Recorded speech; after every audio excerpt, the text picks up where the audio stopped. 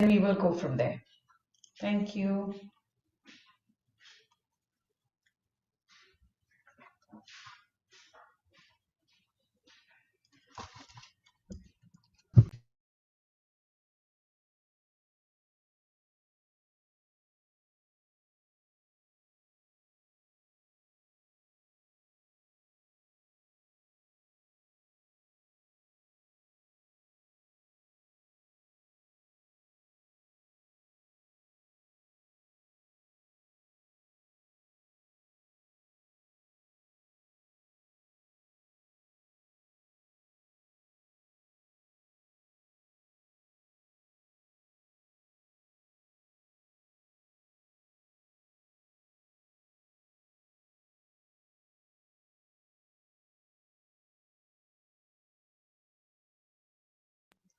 Thank you, Jadev, Haridas and Jayant. Can I have more people?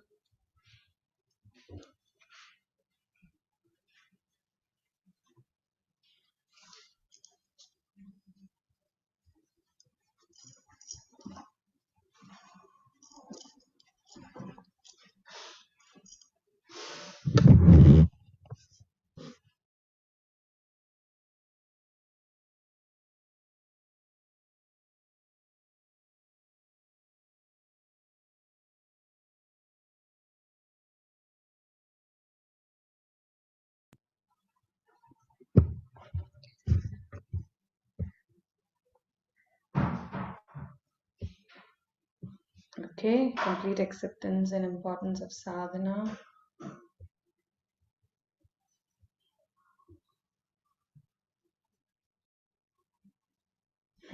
Nice point, Poonam.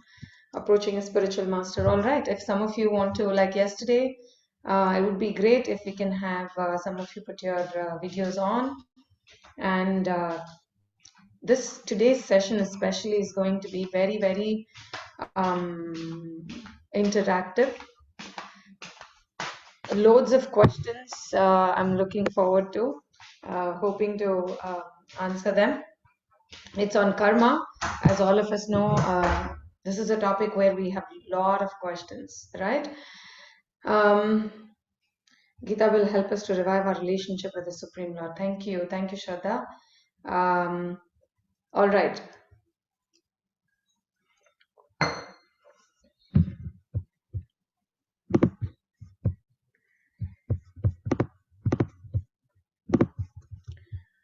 Payal, if you're the host, then just ensure that whoever is entering into the session, I think they come in with their audios on. So just ensure that the audio is muted. Yeah. Thank you.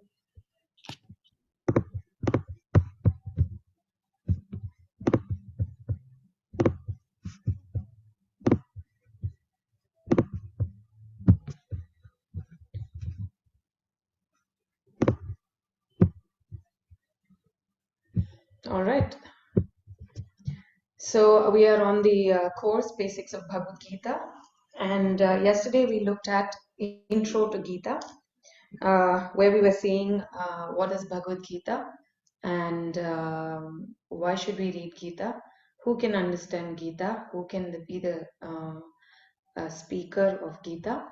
So qualifications of a speaker, qualification of a listener, who can understand, and about the 5 topics of Gita, we looked at a quick, just a quick run through of the 5 topics. And these are the 5 topics that we are going to take in this particular course. There are going to be future courses where we will pick up different ways of understanding Gita, right? We will go through the chapter summary, then we will go through each chapter in detail. So there are loads of ways in which we can learn, study the Gita. So today we are going to start with the interesting topic of karma. These are the 5 topics of Gita, right? So there is Jiva, there is Ishvara, there is Kala, there is Karma, and there is Prakriti, right? Which is the material nature. This is the soul, Jiva. This is karma, action and reaction. This is kala, time, and Ishvara.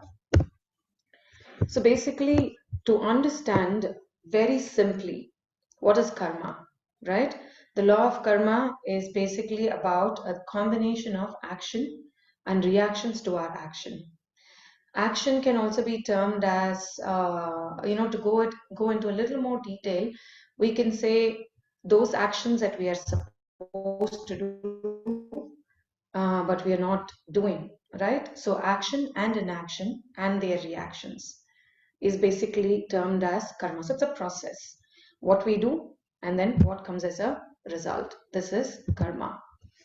Now, before we start this topic, we're going to just understand a little bit about the learning curve, right? This is the learning curve.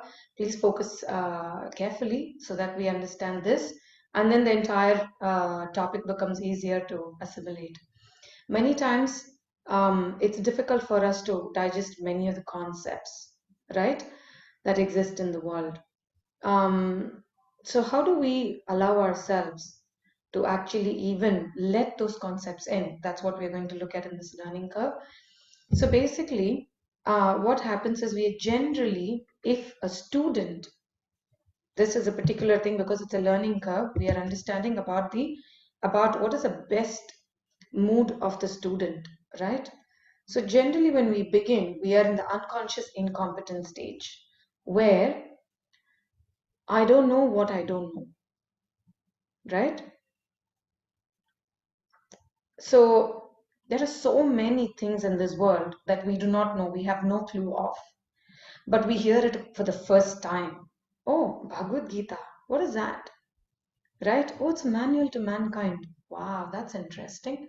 Okay, who's written it? So it's like, till then, we did not know what we did not know. So we are generally, it's good for a student to be in this state, right, where I don't know what I don't know. What this does is it allows the student to actually open their mind and allow new concepts to enter. Once that happens, we move on to the next stage, which is the conscious incompetence stage, where I know what I don't know. I know about the Gita, but I do not know what exists there. What do I do? Oh, you know what? There is a course that is going on right now, which is just about the basics of Bhagavad Gita. Why don't you join and discover what you don't know about Gita? So we come into the conscious, we are conscious, but we are not competent still. So we come into the conscious incompetent stage, which where we are discovering what we don't know about what we know. And then we become more inquisitive after the Gita, this course. Then we say, you know what, there's so many questions that I had as part of the Gita, which is not still answered for me. In fact, it has brought in many more questions than what I had before. Then we move into the conscious competent stage where we see, I know what I know, right? We interrogate, we read more, we go to a guru, we take more. We are an association of devotees. We are gathering loads and loads and loads of points. Now we're saying, oh, I know what I know, right? Because I've learned it from the right authority. Then we move further. Of course, knowledge is always, it's never enough. We can keep taking, and every time we read it, it gives us a new meaning to it, right? So I know what I know stage should generally be, you know, when we attain that stage, it shouldn't be that uh, we are in the state of pride that I don't want to hear from anyone else. I don't want to be open enough to understand what others have got to say in the same topic, right? So we should be careful in this zone of I know what I know. I don't think you need to tell me, right? That's a difficult phase here. Anyways, so moving on, we move on to the competence, the unconscious competence stage, right? Which means we've adopted so much that we are living by the Gita, by the words of the Gita on an everyday basis. So it becomes like um, it's like the back of the palm. I know what it is, and I'm living by the principles of Gita, right? We've adopted to it. Why I've written Chinese bamboo here is sometimes it feels like, what am I doing here? Trying to understand. Because I've read the Gita so many times, I've heard it so many times, but it looks like I'm not able to understand anything or live by it. The point is, this is more like the Chinese bamboo, right? They say that when a man plants a Chinese bamboo, it does not grow for 5 years, right? And then he keeps pouring water more and more and more and more for almost 5 years, and suddenly after 5 years, in 3 months, 5 years later, in 3 months, it grows up to 6 feet, right? So sometimes we may wonder, why is there no change? Sometimes the reaction is very immediate. We absorb it, we want to live by it immediately. Sometimes the reaction comes slowly. So the request to all of you here today is, the best space for a student would be, I don't know what I don't know. I'm sure there is lots to understand in this. Would be throughout this course, this would be a wonderful state of mind to be in, right? To allow the mind to open up and take new concepts, contemplate, ask questions appropriately, not in a challenging mode, but in an inquisitive mode of questioning. And I'm definite from there, we will all learn a lot, right? This is my request. Any thoughts or questions or comments on this one? The learning curve. So if there are no questions, can I have, oh, Pulkit is written, there's more to life than just eating. Wow. Shaping our thought process and approach to life. Beautiful point, Pulkit. Thank you so much for that contribution there. All right. Very good, Durga. Thank you so much. How many of you here? How many are here? 22 of us.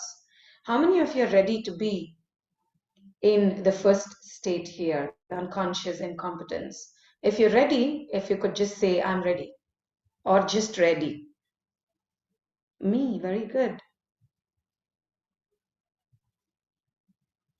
All right, because the concepts that we are going to really discuss in the next 5 classes will definitely, tickle your intelligence, your thoughts.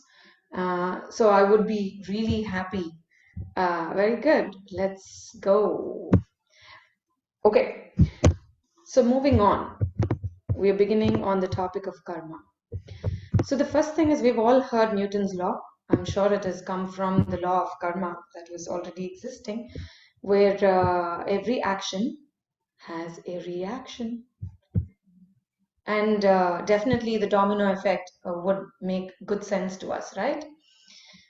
So how does karma work? It is fair to all. And so how do we understand this being fair to all? Imagine a child goes to touch the flame, right? When it touches the flame is not thinking, oh my God, this is a baby, I can't burn it.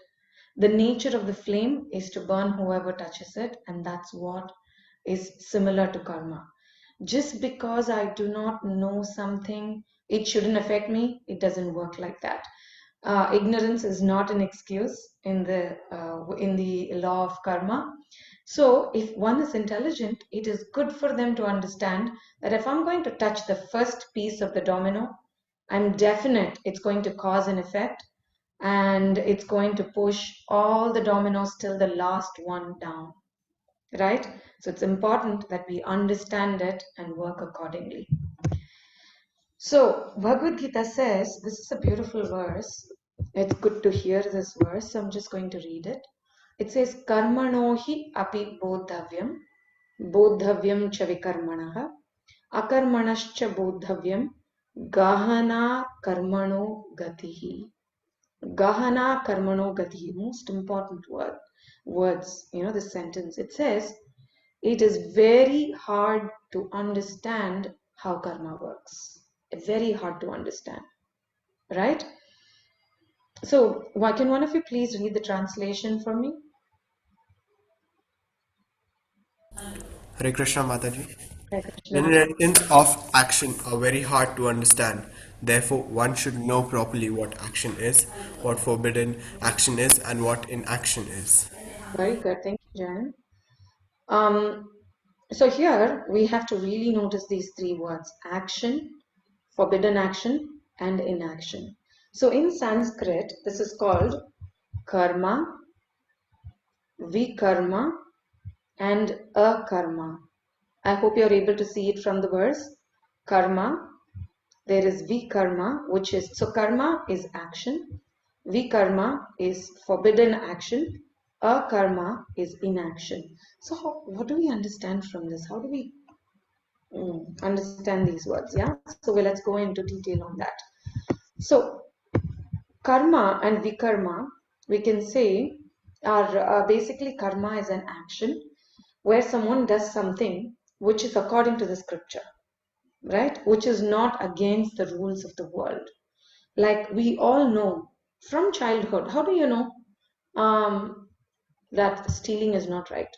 That is vikarma. Killing someone, no, that's not right. That's vikarma. Charity, give it to people. That's good karma. How did we all learn all of this? Did someone sit there and take a class for us? Was this taught in school?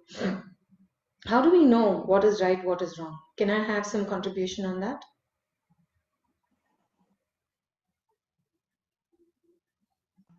Through our parents. To our parents. Very good. Thank you so much. Who was there as part of Rucha? Yeah, that was me. Gautam. I was going to say. Hey, Gautam. Okay, that was Gautam. Okay. Thank you, Gautam. So that's through parents. Very good. Rucha, you wanted to add something? Yeah, I said through upbringing, which Through is similar upbringing. to. Very good. Very good. Our own moral judgment. That also Yeah. works. Very good. Thank you, Shrey. And then from parents. Yes, and society. Thank you, DG. And determining with feelings. Very good. Teachers, friends, experiences, society. So, yeah, good. Right? So we constantly keep seeing, like the proofs that we were going to look at yesterday. There's some which, by our own personal experiences, which is called Pratiksha. I want to go through it to learn it. Don't teach me. It makes it easier to learn, and it is stronger for me when I can learn by myself. And then the next is Pratiksha. We look at somebody, oh my God, why is he arrested? Oh, you know what? He stole something, right? In school, we are seeing that teachers getting really annoyed with a child who's doing things which are not right. So we learn from looking at someone else's action also, right? That is more of Anuman, taking the example of someone else to learn what is right, what is wrong. And beyond all of this is Shabda. I'm hearing my parents are saying, why do we do story time for children, bedtime stories? It's so famous. All children love to hear stories because the mind is symbolic. It takes everything as symbols. So when we tell a story, like just like it's a very small thing, really tiny thing. There's this new gooseberries that my mother-in-law pricked and put inside salt water. Right, this is the first time I'm tasting it. So she had soaked it for a week, and then we started consuming it yesterday. The moment I put the first piece of it in my mouth, immediately my memory went back to my childhood and my school, that I've eaten something exactly this, and I used to be crazy about it. But I never tasted it after that. So every time, this morning I eat it, again, the moment I put it in my mouth, my mind goes to that memory. How many of you have felt this? That some food, something that you're doing, something that someone else is doing, is reminding you of another memory that has happened before? How many of you have had this kind of feel? Can you type I if you have ever felt this way? Right? Thank you. So what are we doing? We are actually storing all these as memories. Someone is telling a story, the moral from it is immediately stored inside in the depth of the mind. So later, the mind reminds you, no, you know what this leads to, don't do it. And in spite of that, someone does it, giving reasons. You know what, if I don't do it, I can't earn for my family. If I don't do this, I can't survive. Sorry. It has a reaction. Please remember, you've heard it when you were young. Remember that, right? So vikarma are activities which one is not supposed to do, which is against the scriptures or moral values, right? Karma is something which is based on the values and culture and scriptures, right? Now so this is action, this is forbidden action. Karma is action, vikarma is forbidden action. And what is akarma? Akarma is inaction. Now, this is a new term probably for many of you, right? What is inaction? Inaction is something when we do this action and we offer it to the Supreme Lord, the karma or the sinful or the righteous act, whatever it is, you are gaining. When you do good activities, you're gaining pious results, right? When you're doing bad activities, you're gaining impious results. So whichever you're doing, all of them are written in a separate logbook. These are the good, these are the bad. So for all of this, for all the pious, you will get rewarded. So you will take another birth, you will get rewarded for it. For all the bad, you will get another punishment. For that, you will get another birth. So in this way, both of them are put inside the logbook, right? So what is akarma? Akarma is something we are offering the results of all our activities to the Supreme Lord, right? Where he nullifies all the results, because of which we were talking about the 4 problems that we face in life, the real problems: birth, death, old age, disease. None of us want it, but we have it, we get it. The moment we are born, we are growing old every single day, 1 day old, 1 year old, 2 years old, we go on like that, right? It starts, the entire action starts. So how do I get rid of this? Because I'm here, the 3 kinds of sufferings, which we saw yesterday, right? Sufferings because of others, sufferings because of myself, sufferings because of what the, higher authorities are giving us. How do I get rid of this? How do I get out of this cycle? Akarma works there, right? Acting in a way which is favorable for our devotional life and offering the results to the Supreme Lord, right? Inaction or akarma does not mean sitting in a corner doing nothing, saying from today I'm going to be inactive. That's not what it is. Inaction is acting as per one's dharma and offering the results of the action to the Supreme Lord, and that is akarma. We're going to see furthermore as part of akarma later, but we are moving on. All right. So what happens when a person does karma, pious activities, right?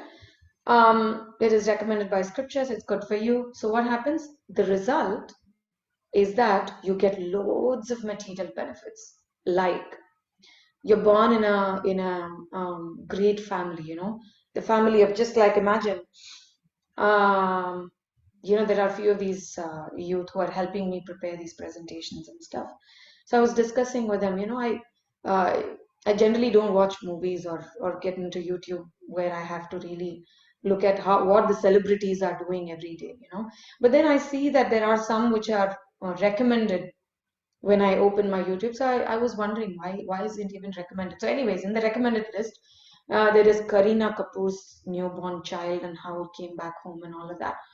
So on one end, it's a simple child. Child is born every day in every house.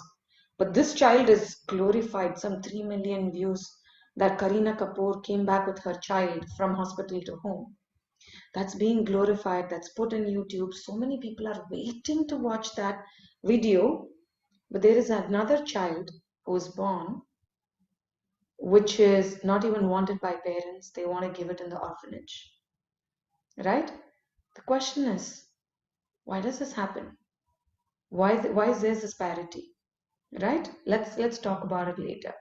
But when someone does pious activities, they are born in a great or a famous or a celebrity or a brahmana, in any way, the family is of a great importance. right? Similarly, very beautiful, similarly, very intelligent, similarly, very wealthy. So these are the awards or rewards for good activities, right? Pious activities like somebody's done charity, loads of charity, somebody's kind to people, charity does not just mean wealth. Knowledge is also, knowledge can also be transferred, and that is also wonderful to give. So in so many ways, we all know what pious activities are, right? So benefits can be Janma, great birth birth in a great family, Aishwarya, great wealth, Shruta, great knowledge, Shribihi, great beauty. Apart from this, if you have done super good activities, then we can go to even heavenly planets, right? But what this does is it still keeps us in that bond, right? We are bound. We're bound by what? Birth, death, old age, disease. This cycle keeps going. Even if we go to Swarga, to heaven, after this particular pious activities results are over, we've come back into this material world. So this material world is called Karma Bhumi because it gives us, we get results for all our good and bad activities. We go to heaven, we only go there to have fun. There is no karma that we carry from there. Only in this material world where we are, Bhuloka, we gain positive and negative results. So we karma, you're suffering for your actions, that forbidden actions that we have done, right? And for karma, we enjoy material benefits, okay? But still what happens is, as part of this Bhagavad Gita shloka, 9th chapter, 21, it says, Tetam bhuktva swargalokam vishalam. Wonderful. Imagine, okay, I'm not able to imagine what it would be like to go to heaven. Let's take a simple example for this. You earn, you put it in the bank, you get a credit card to swipe, right? You're swiping and swiping and swiping. How long will you swipe? Question. Can I Till my have credit gets over? Till my credit gets over. Then what happens? Yes, Richa? You're in debt. You're in debt, right? Or you have to be pushed. Yeah, it reaches the limit. Or you're pushed to go back and work and fill the place, right? Similarly, you do good deeds, credit. Okay, where do I get, what is my credit card? Go to heaven. What am I enjoying? Enjoy, how long am I enjoying? Enjoy till the credit remains. After that, come back, right? So, tetam bhuktva swarga lokam vishalam. You go to swarga loka. Vishalam, which means it's huge. Huge in the sense, huge in wealth, huge in its timing, right? So 6 months, these are all, what I'm quoting here are all from scriptures, right? So I go back to the Swarga, which is 6 months of this material world is one day in Swarga, right? Like this, 30 days in a year, 12 months. Like this, they live for 100 years. But do all of them live for 100 years? It depends on the punya that one has gained. Then we go there, we enjoy. So Vishalam, wealth is Vishalam, beautiful women are Vishalam, enjoyment is Vishalam, right? Nobody is questioning you. Oh, how could you enjoy so much? Nobody is questioning. So those who want to be there, listen carefully. Vishalam, but Kshine Punye, but when that punya is over, that pious activity is over, Kshine Punye, Martya Lokam Vishanti. We come down, right? Tetam, so like this, Gata, Gatam, Kama, Kama, Labante, Gata, Agata. Like this, people can keep going and coming up and down. Then you come here, you do wrong activities. Then you go down to the hell, suffer. Then you come back again to Karma Bhumi. Till the time, how do I get rid of this? Is there freedom? We're going towards that, right? Is there freedom? We're going towards that. We're not going to talk about that yet. All right. So Kripamani is going to take us through a quick activity where we're going to brainstorm. What's the brainstorm for? What kind of activities do we then perform so that I am not in the shackle of this, that I'm going to constantly go through the cycle and I'm going to keep suffering. I don't want this. It's very painful. Are there some activities that I can perform to attain actual freedom, to get out of this cycle? Right? Once you answer this question, Kripamai, can you take everybody through this? And then I will move on. Then I'll give you a quick scientist research on this particular point. Yeah.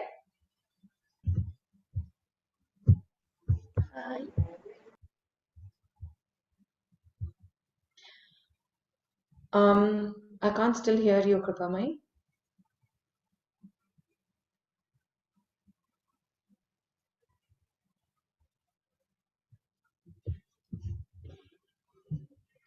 Can one of you quickly call Ketna?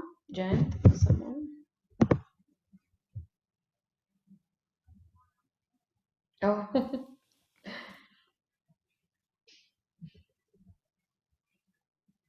All right. So will it take you a little while?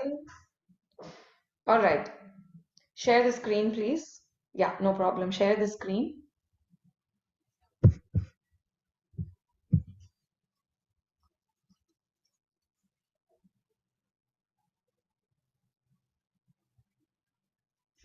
Yeah, could you type on the chat what everyone needs to do, please?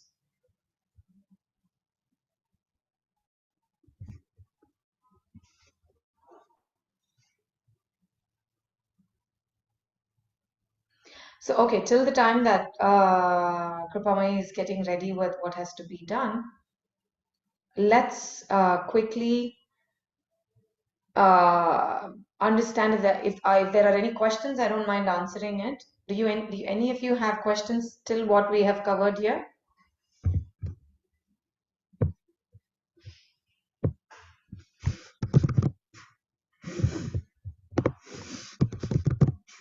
I have a question, Mataji. So we spoke about how we have to be fortunate to be born in good families, but there are so many people who are born in families where they have everything, but they're still not spiritually inclined. In fact, it's the opposite, right? It almost feels like a curse to be born in a wealthy family, because then you're enjoying the money and everything materialistic. So how are they fortunate? Okay, so I think I talked about getting the result to be born in a family which is wealthy. I didn't talk about that I didn't use the word fortune for that, right? So I'm not saying that being born in a wealthy family or having more beauty or being very knowledgeable is necessarily a fortune, right? We may say, in the colloquial terms, people do say, wow, she hit a fortune, man. Look at the person she's getting married to. Oh my God, look at this guy. He's got such a beautiful girl. So people use it colloquially to say, oh, they're fortunate. But anyways, let's take it even in the colloquial terms. Yeah. Okay. So there it is, minty.com. If all of you could go there and type the code 946289, or let's not make it any complex. Let's just do it this way. I'm going to share the screen with the question. And let's go with, all of you just answer me on the chat. Let's not just make this more complex. So that I can also see what is being written. All right, Sanjana, just give me a few minutes and I will get back to your question. I think as we're moving through the slides, your question will automatically be answered. If it is not, I would like you to come back and ask the question again. Is that okay, Sanjana? Yeah, done. Perfect. All right. நான் பேசலாமா? அப்புறமா இது சம்பந்தமா? அப்புறம்தான். Okay.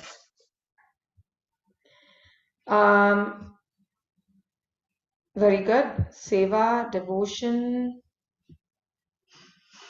by assigning all our deeds, whether good or bad, to Supreme. Okay. Selfless actions. Okay. Service to the Lord, charity, selfless actions. Very good. Okay. Any other thoughts? Seva, reading scriptures. Okay. Do good, be good. Serving the devotees, chanting.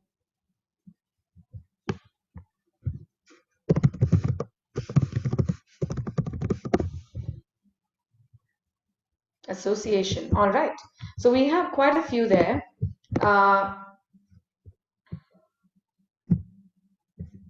Okay.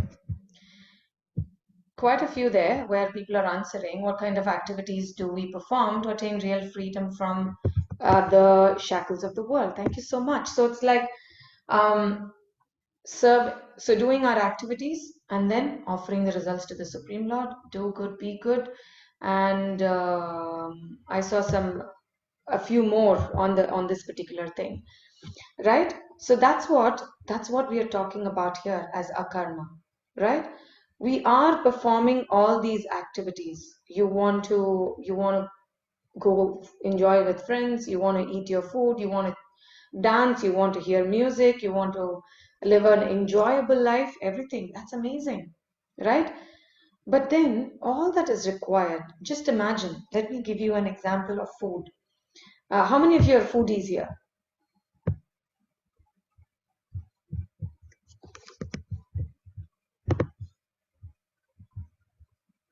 Okay. Is there only one? Yes, there it is. I'm a foodie, definitely. Thank you. Yes, that's how it is, right? So, food is the most important part of our life, right?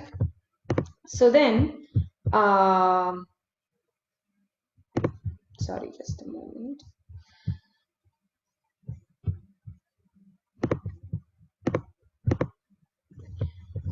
I'm trying to see how I can open my chat along with this because every time I'm having to go back. Is everybody able to see the slide, the complete slide, which is a slideshow, or are you seeing the PowerPoint? Yes, Which one are you? Mataji. You're You can seeing the see everything. PowerPoint. Yes, Okay, Mataji. fine. Everything is okay. All right. So, food. Now imagine in your food, your mother's not adding salt. How would you feel?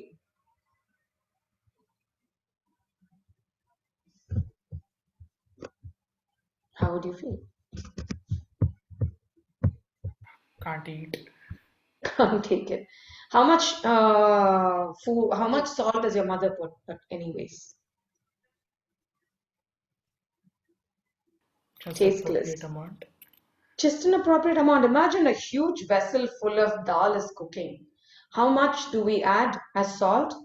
A small spoon of it, really small spoon of it, right? We don't use a huge quantity. It's really small, right? But if that small quantity is not added, that entire dish is a mess. We can't really take it, right? So exactly like that, in the entire life, in all the activities that we are doing, if that little portion of devotion to the Supreme is not added, if you just add that, the entire life and all the activities get that taste. That's the beauty of all these actions becoming inaction, right?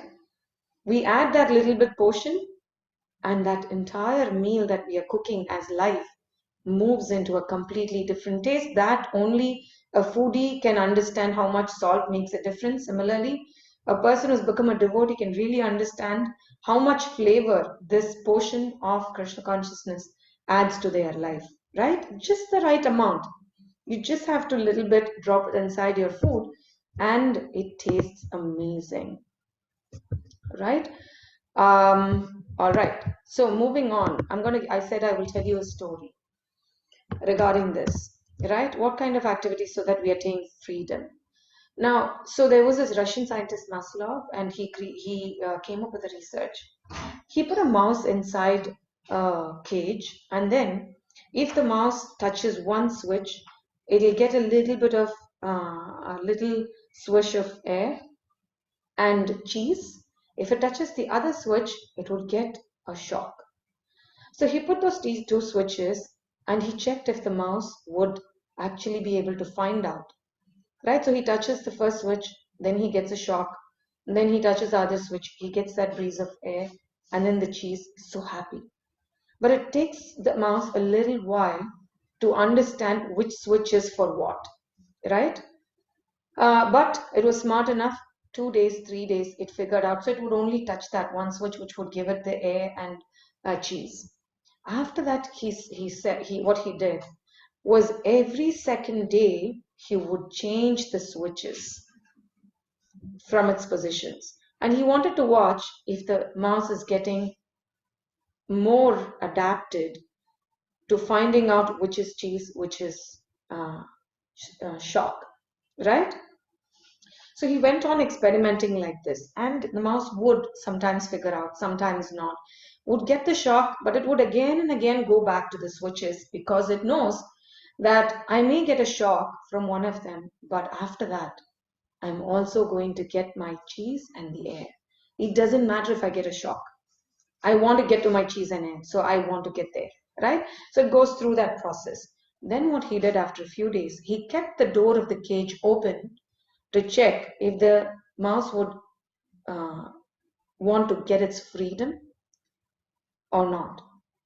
And what he noticed is that this mouse is so busy in trying to figure out what is cheese, what is shock. It does not even look into the option of actual freedom, where it can actually run away and live its life, right? Many times what we do is we are so stuck between karma and vikarma, what to do, what not to do, that we are not looking at the complete freedom from all these sufferings and all these four complete the real problems of life, right?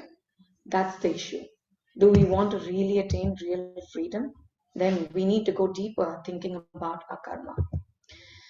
All right, so now we looked at different activities that we do. Now we're going to get into the details of reactions, right? How do we look at reactions? This is such a beautiful picture where I'm sure, I don't need to explain, this is self-explanatory. All of us are running. Initially, we were making all the animals and everybody run. Now we are running. We are locked inside. In those days, we would go around the zoo to look at all the animals inside the cage. Now the animals are walking outside, looking at us inside the cage. It will come back. It will come back. Maybe not in the same intensity, but intensity could be different, but it comes back, right? It could be slow. So what are some of these reactions, right?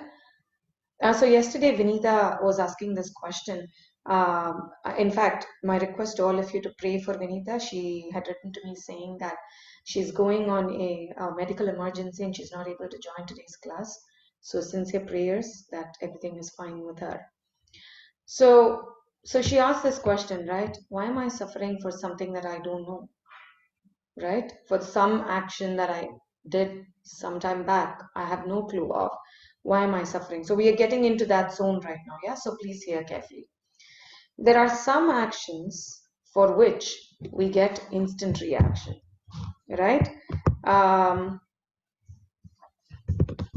Just like imagine a thief is caught on the street, that he just pulled somebody's bag out, right? And the woman screamed and everybody caught him.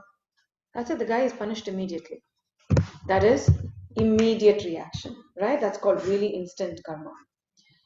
Then we do something which is we eat stale food, right?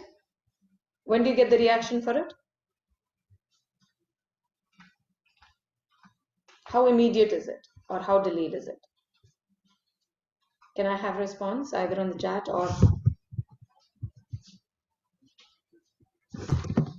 Okay. A day or two. A day or two. Right? Death, my goodness.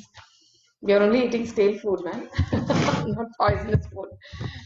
Okay, a day, maybe a few hours, right? You ate something in the afternoon. My goodness. Oh, why am I having this stomach issue, right? It's a little bit of delayed karma, a few hours later.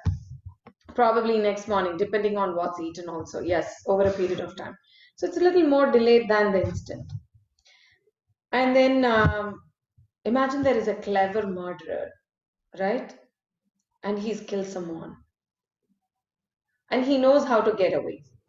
Okay, maybe he's so clever that he's only caught after several months, right? So this is even more delayed, right? Furthermore delayed karma. And then there are some actions for illicit activities which may come maybe even after 20 years later. You know, something, you know, the wife finds out infidelity, and then she says, I'm sorry, I can't live anymore. But by now, maybe the man is actually changed, but then karma is showing its reaction much later. So many things, right? So, so karma can be in multiple ways. It can be as instant as the police charging the guy who does not have license. You didn't bring it? Okay, you will get charged. And then there is delayed. So we saw examples for all of these, right? With that said, let's move on to the next. Now, where do I have my choice? Right? When do I have a choice for this karma? Then if all these karmas of mine, all these actions of mine has a reaction, do I have a choice? Of course we have a choice. We have the free will. But when does it exist? It exists before you perform that karma, but not after. So before you perform that karma, you can just like imagine a guy who's standing on the building thinking whether to jump or not, right? When is his karma working on? When does he have the free will? Before he jumps, he can think, should I jump or not? After he has jumped from there, now he's thinking, oh, maybe I should not jump. Is it there? It doesn't exist, right? So the point is, it is extremely important.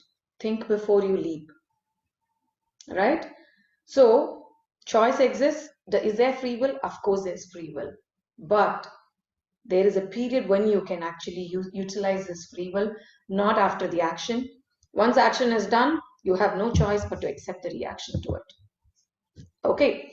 Now what we're doing is this entire section is more of a question answer. I have almost completed with the core concepts of karma. Since this entire topic is more of question answers, I have put certain FAQs for to facilitate all of you, and we have Sanjana's question as well. So we're going to look at these things in order. Have you ever wondered why bad things happen to good people? Right? I'm so good in this birth. Why am I being punished? I don't remember anything. Why am I being punished? So I'm going to quickly give you the story of the example of a silo. Right? Have any of you have? I'm sure you would have all seen a silo. Even otherwise, quickly just log in. Go to Google and check on a grain silo. You will see what it is. It's a huge drum kind of a thing, and right at the bottom there is a tap where you open the tap, grain falls down from it. It is it's more like a storage space, right, for which farmers use to store the harvested grains. So as they keep harvesting, they keep pouring the grains into it, right? So we all know practically in the previous harvest, whatever has come, he's put that inside. So this year there is new harvest. Last year's harvest was not very quality wise, it wasn't so good. But this year's its quality has come up amazingly well because there was good rain, so harvest was amazing. So then he's pouring it on top, and then he's going and opening it at the bottom. What would he get? Will he get the new produce? Can I have somebody unmute and respond? Any? No, he will get the No. old. Why would he get the old one? He's put the new one. Why will he get the old one? So you may finish. He has put it before that. He's put it before that. Thank you. There was someone else who was saying something as well. I was saying that he perhaps needs to finish the old one before the new one shows up. Very good. Right? We have to finish the old one before the new one shows up. That's how it works. Right? I may think in this birth, I'm doing all good activities. Why am I suffering? Yes, right now I'm filling this up with all the new good activities, but what about the past ones which I have filled?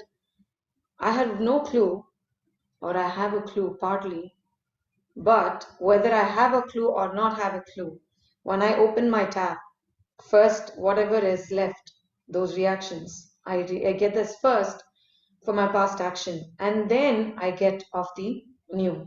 Also, as you open the tab, the grain falls. The way the grain falls, after some time, what happens? The old and the new gets mixed up. So you get a mixed kind of grains as well. So all we are all not doing good actions at a particular time. I do all good actions, and at a particular time I do all bad actions. No, it doesn't work like that. In a day, sometimes we do good, sometimes we do bad in the same day, right? So then, because there are mixed actions in a day, we get mixed reaction. So why do bad things happen to good people? That's the reason to it. Next, moving on. So then, is destiny real? Right? This is not connected. These are just random FAQs, which whenever we deal with karma related topics, these are the questions that come very often. So I've just put these ones here. Is destiny real? Yes, destiny is real. Right? So what's destiny? So from Stephen Covey, he says this beautiful quote, which is sow a thought, reap an action. Please stay with me on this. It's quite long, but it makes good sense as to how this order is placed. I'm sure most of you would have heard it. We sow a thought, keep thinking about it, comes out as an action. I have to study. I have to earn well. I have to become a good citizen. I have to become a good son for my parents. So you reap an action as being a good student, studying well. Sow an action, reap a habit. Keep doing that action constantly, it becomes a habit. Sow a habit, you reap a character, right? Very meticulous. This guy is so meticulous. You give it to her, she'll finish it. Wonderful qualities, right? This is a character. You create a character there. And then sow a character, reap a destiny, right? Sow a thought, reap an action. Sow an action, reap a habit. Sow a habit, reap a character. Sow a character, reap a destiny. So what are we doing? From the time that we start with thoughts, we are starting to create karma, right? And we are creating how many ever multiple future lives for ourselves by those actions that we are performing, and that comes out to be destiny. In Sanskrit it is called prarabdha karma. Okay, prarabdha, that is more like fructified reactions.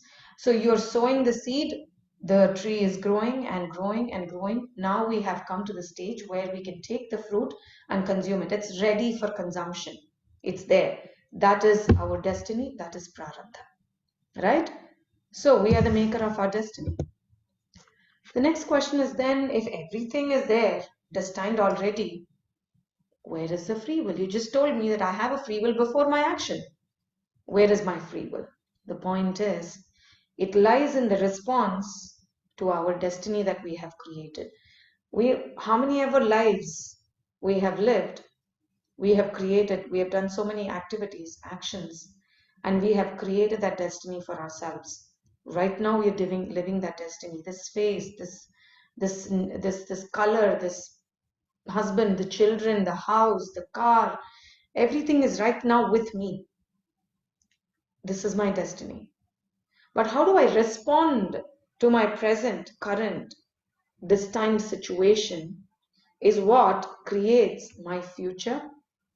So there I have the choice. There I have my free will, right? So quickly to explain this, I'm going to tell you the story of two sons and an abusive father. So these two sons were born to an abusive father, twins.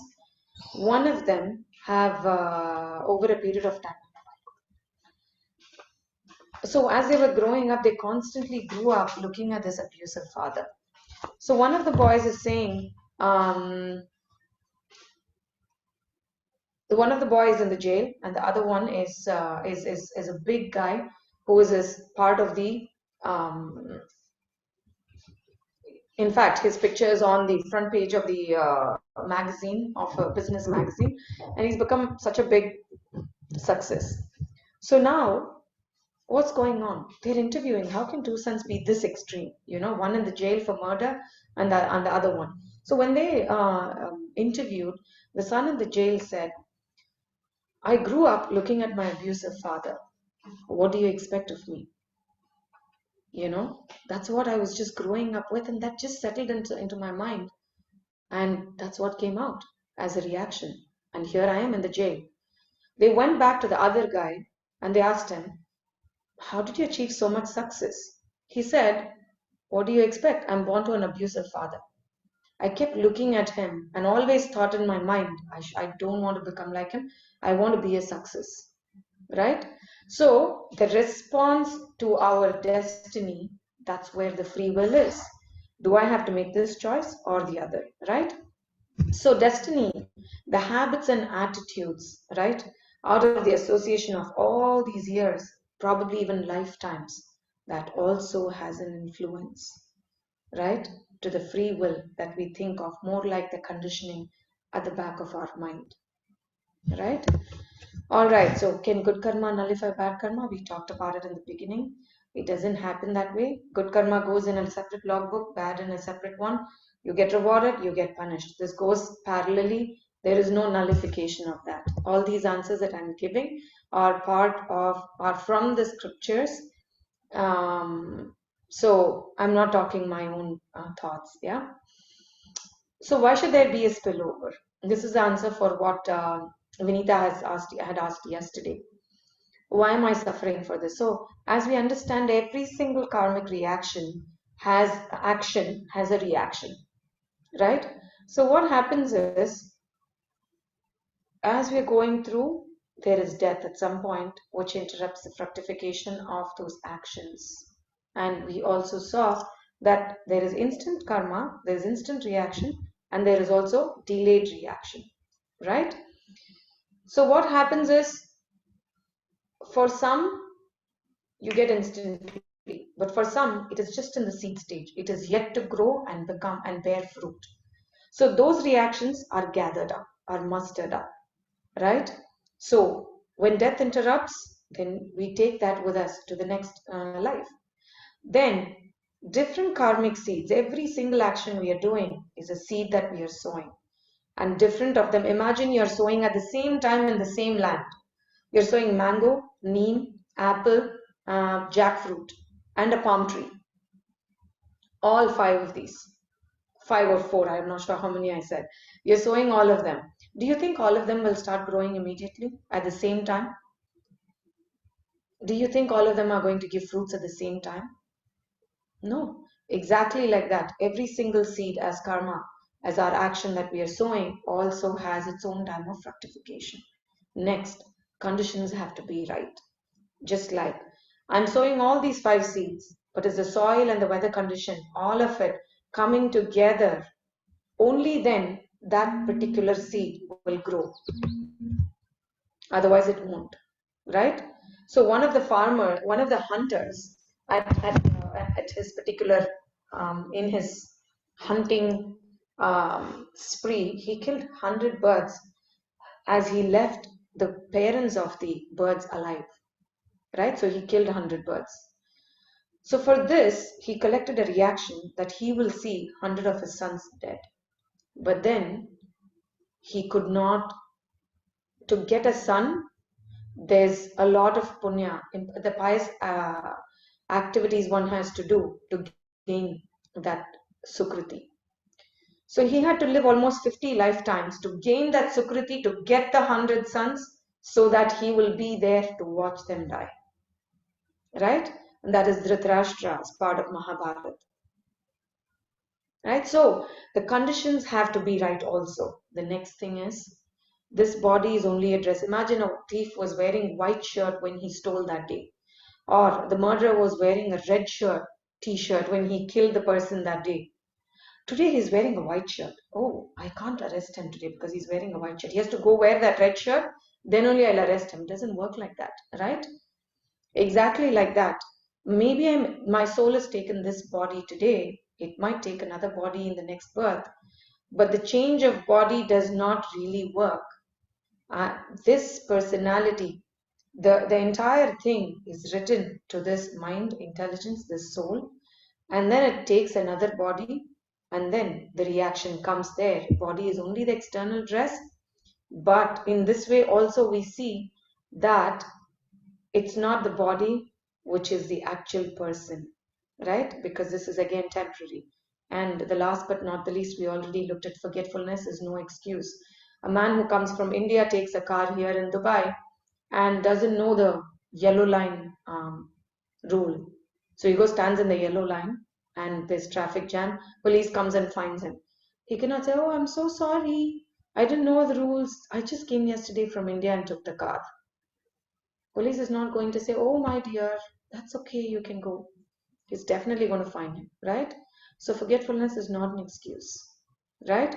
If we didn't know the laws, it was our ignorance. We can't play the victim game here. The system expects that you better be responsible, right? So can I get freedom from this? Yes, it is possible. The simplest way is to take up to devotional service, just like when you take a seed and sow it directly in the soil, it'll grow if it is given the right amount of sun and water and nutrients. But you take the seed and fry it, roast it, and then you plant it, it will not grow because the life out of it is taken away. Exactly like that. When one performs devotional service, the karma immediately is roasted and the karma doesn't exist. Right? So then it destroys the load of sinful baggage that one is carrying. It also, in the name of scriptures, as we are following devotional life, it helps us discriminate between what is truly right and wrong. We get to know what it is. We associate with the like-minded people, and it also gives us a lot of inner strength because we are learning loads of concepts which really make sense, and when we start following it paves a path very easily for us to get this freedom. All right, please excuse me, I should have given another 15 minutes for questions. I stop my presentation here. Can I have questions? If it is okay with everybody, we can go on till 11:45 for the question answers. Is it fine with everyone? That is, if there are any questions.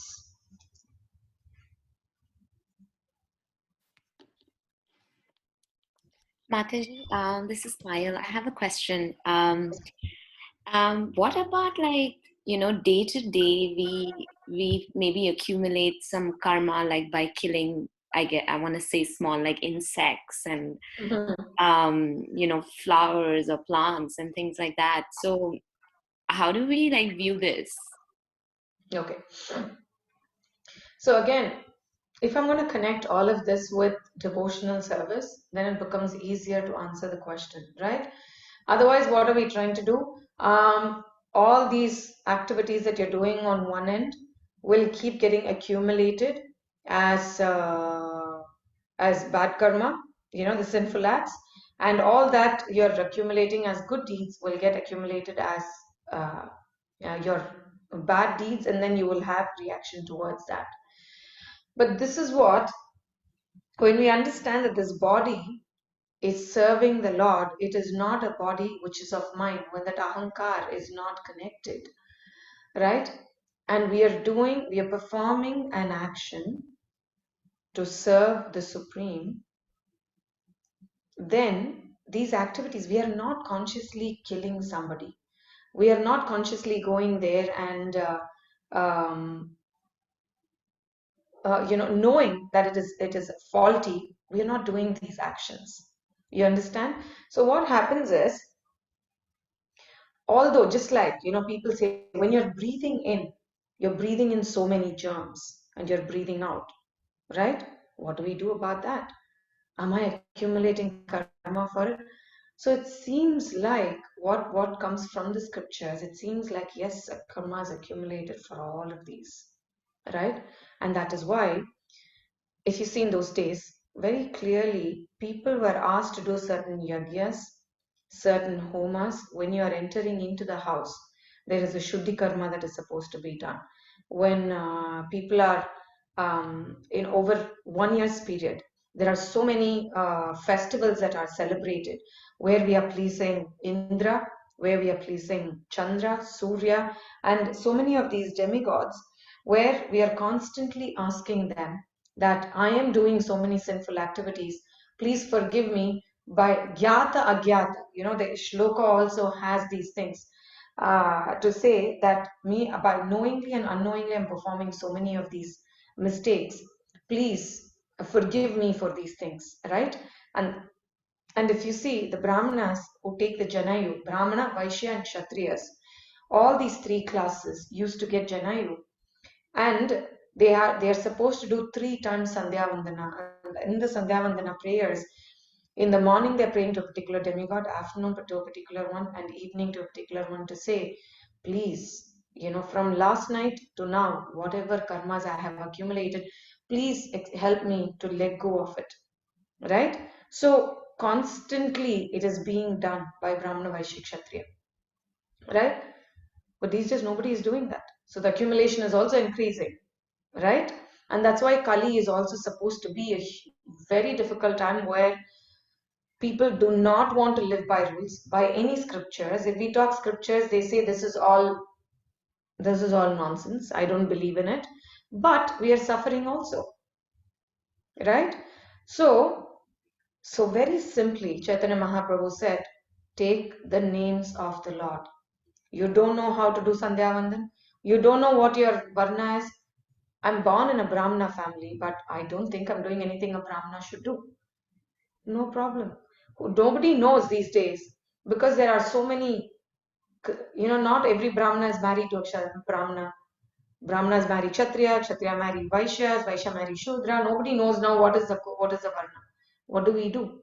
That's why they say in Kali Yuga is very, very simple. You don't need to be conscious. You can't be conscious. This is like pleasing 33 crores of demigods, right? So am I going to please all the 33 crores of demigods in this lifetime and get everything? It's not possible. So what do? Scriptures give a beautiful answer to it. Yatha taror moola nishechanina. Just like how you would pour water to the root of a tree, not on the leaves and the branches and the twigs and the fruits. To give energy to the tree, you pour the water in the root, it takes it and gives it to all. Similarly, if you want to give energy to the body, you give food in the mouth, which goes to the stomach. In turn, it gives energy. Exactly like this, you want to give all these offerings to the demigods. They are like the limbs of the Supreme Lord, right? So give that, offer that,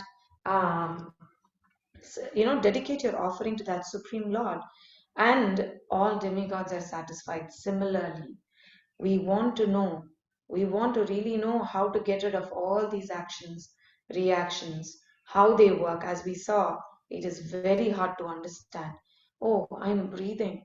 What karma does this produce? Oh, I'm even cutting vegetables.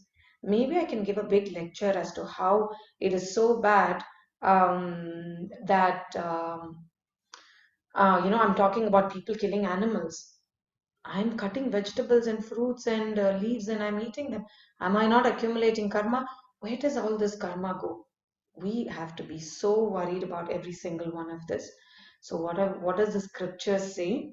Krishna himself says for this particular thing, Patram, Pushpam, Phalam, Toyam, Yome Bhaktya Prayachati. Offer me with devotion and love, fruit, flower, water, or leaf. And then he accepts it. What the Lord has accepted, we take it as prasad, then the sin in that does not exist. Right? We are not trying to satisfy our senses. That's where the whole attachment starts. When I want to satisfy my tongue, my belly, then the whole karma cycle starts. When I'm trying to satisfy the Lord, karma becomes akarma. And that's how it works. Does that make sense, Payal? Is this answering your question? Yeah, beautiful. Thank you so much. Yeah. Okay. So I'm going to quickly go back to Sanjana's question. Sanjana, can you, now that we have done this entire presentation, did you get any part of your question answered? If not, could you give me your question back? Reframe your question or give me the question again. I'm not sure if Sanjana is here still. No, I don't think she is. Okay. All right. Fine. So Durga is asking, do karma counts when one does not take care of themselves? Self too. Of course. Body and soul. So if you're in many ways, when Durga, can you explain this question a further more? Can you give me a little more details to it? What do you mean by when we do not take care of ourselves? Yeah, like in the sense of like neglecting oneself for others. So these are like very common thing people do, right? Yes.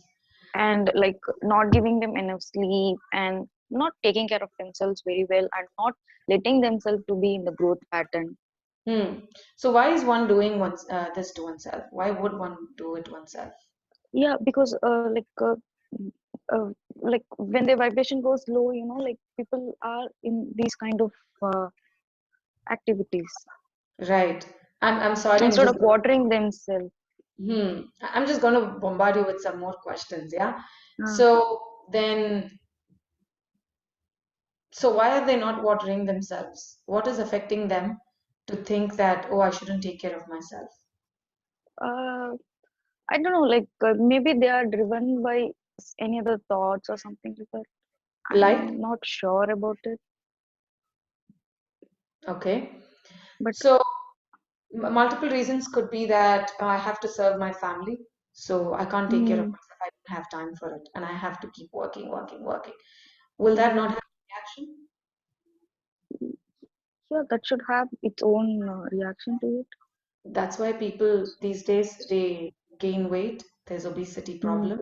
There's so much stress that they put themselves into in the name of earning a lot. For what? To yeah, enjoy more. For what? To accumulate more because this gives me yeah, a exactly. Yeah, right. So does it have a reaction? Yes, of course it does has a reaction. Right? okay. Stress transfers directly into weight gain. Stress transfers directly into depression. Stress transfers Mm, directly into not being able to eat properly and anorexia. People don't sleep well. mm, Right? yeah, Yes, of course, karma counts. okay. Right? To Thank you. oneself or to Mm, any others. Most yeah. welcome. Any other thoughts, questions? I thought I'll have a lot more questions. I'm surprised that there's nothing. My, Either everything is very clear or nothing is clear here. I have a question, Yes, Mataji. Pai. So you said that, whatever situation that we might find ourselves in is maybe possibly the result of previous karmas, and that maybe we cannot do anything to change it. Is that what you're trying to say, that we cannot change anything? Okay, so the prarabdha cannot change. The destiny that we have right now, can I change this body? Yes, people go ahead, do their, whatever plastic surgery and whatever else, and they change stuff, right? But that will, so that is possible, right? But then the situation that I have put myself, so it's response to the situation, right? Something is given to me as destiny. I can't change many things. I can't change my parents, right? Can I suddenly get new parents because I don't like where I'm put? No, I can't. Can I change my family of origin? I can't. So there are some things where I'm put can't be changed. Yes, that's what I'm saying. Yeah? Is Okay. that Yeah. But so is like there a connected certain, question? like maybe certain others, like maybe your financial situation, you can Of course. Of change, course. right? Okay. Yes. Right. So yeah, there are some, just like how I said, I'm given this body initial in the earlier days, maybe people felt that I can't change the way I look, but these days We have no clue who looks how in their natural self. You know, I saw one of these videos sometime back where the guy is following a woman to his house because she is gorgeous. She is so pretty. She sees her in the marketplace and he really wants to only marry her, so he follows her to her house. And then and I mean, it's very silly, but this is just an imaginary story. Okay, so just go with me on this. So he's peeping into her house through the window, and he sees first she removes her wig, so she doesn't have hair on her head. It's like scanty here and there, you know, but she is bald all over. And then later she removes her eyebrow, the eyelashes that they stick on top of it, and then she washes her face, and then she removes her teeth that are just fixed there. And and then he looks at her, he gets a shock of his life. This is a 50-year-old woman looking like a 20-year-old, you know. So these days, I think there's much more that can be done where we have no clue. The person who looks like there is no makeup at all on the face has done immense amount of makeup these days, right? There's so much that has come, which makes you look like you've not made up at all. Men, unfortunately, don't know these secrets. I'm giving it to you today, right? So you be careful. But we can change certain things temporarily. We can change certain things permanently, like by doing plastic surgery or whatever. So many varieties for that also, right, these days. But then there are some things we cannot at all. Some can be changed temporarily, some can be changed permanently, right? So it's a response that we are giving to what is being destined to us. Am I able to tolerate and accept it and live with it happily? Or am I wanting to react for every single one of this? That's the question we need to ask. Because that's going to definitely reflect on everything that we are looking at in our life. If someone is not content, they will not be content with anything even after the change happens. So we need to look at our inner motive than just external appearance. Yeah. Okay, so DG is asking, what about animals? They get karma? No, animals don't have karma because they do not have the thinking capacity that we have. They do not discriminate. They cannot discriminate between right and wrong. And if a cow is asked to eat grass, the cow does not say, I'm sorry, from today I'm going to eat a tiger for my food, right? It doesn't go against its rules and do something else. It wants to eat the grass, it only eats the grass. The tiger suddenly doesn't, stop being a carnivore and suddenly becomes a herbivore. It doesn't happen that way. So they live. Okay, so in case I was an animal in the last janma, where did my karma come from? Maybe you were only an animal in the last few janmas. What about the janma that you were human before that? The accumulated karma stays there. It is on a pause when you are an animal, and then comes back when you get the human body. And then it continues like that. Again, reminding these are all from the scriptures, multiple scriptures, that I have read through from the purports of Bhagavad Gita, Bhagavatam, and all these scriptures. Right? Does that answer your question, DG? But if 84 lakhs, after 84 lakhs, I have to suffer, means that 84 lakh species means I was there in like an ant or animal or any species. So basically, it's not always necessary that, so 80 lakh species are of animals, insects, birds, and all those. 4 lakh is of human beings. Yeah, 400,000. So then, when we get to the 400,000 species of human beings, we use it right. We have upgradation. We don't use it right. We go down to, we get degraded. Yes, Shrey, there is a quiz. Right, we get degraded. And then what happens? You don't get degraded to the first species again. Whatever your actions are, you get degraded to that animal, and then you grow from there. Maybe it was only 3 birds, and then we come back as a human. Maybe there are 30 birds as animal or birds, and then you come back. So it depends on this. Does that answer your Okay. question, DG? Thank you, Mataji. Thank you. All right, so we end the session here because it's already 11:50. Let's take a quiz quickly. Before the also after the quiz, we will just send a link to you on the chat. If you can just click on it, you'll have a Google form. We'd really be very happy if you can give your feedback right after the quiz at your own pace. You don't need to do it right now, but if you could actually give your feedback, we'll be really happy. So we ended there. Haridas, if you could put the quiz on.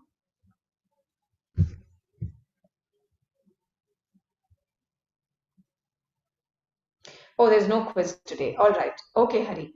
Fine. So we're just going to send the link. Sorry, Shrey. Yesterday we did talk about it. I didn't realize there wasn't one. All right. So please post the link on the group, Haridas, so that people can take the form.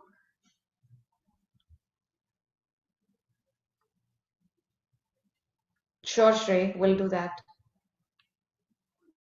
So we will, Payal, if you can post the recording of today, of the everyday's class link on the YouTube on our Bhagavad Gita course group, it would be helpful. Yeah, I did it for yesterday. I'll send it today as well. Perfect. Sure. Haridas, are you posting the link on the group so that we can end the session? Yes, Mataji, on the WhatsApp group. On the WhatsApp group? Oh, I thought it was going to be on the chat box. Okay, fine. I can do that also. Yeah, I'll just put it send on the chat box and also post it on the group. Any others, whoever has, one second, I really want to see everybody. If any of you have any thoughts, or you may go after this and you may mull over this and come back with a question, please post these questions on the group. We can always answer these questions and send it back on the group. Yeah, I thank you very much, all of you, for staying for the entire session. Since these topics are really long, although Sanjana did suggest that we should have 1.5 hour sessions, I was the one who pushed to say it should be 1 hour. I think 1.5 hour would be the possible length, you know. So let's put it up on the group and take people's opinion on that. Any other thoughts, your comments, please feel free to add on the group or personally message me. Thank you very much for attending today's session. See you all next Friday. Have a wonderful week ahead.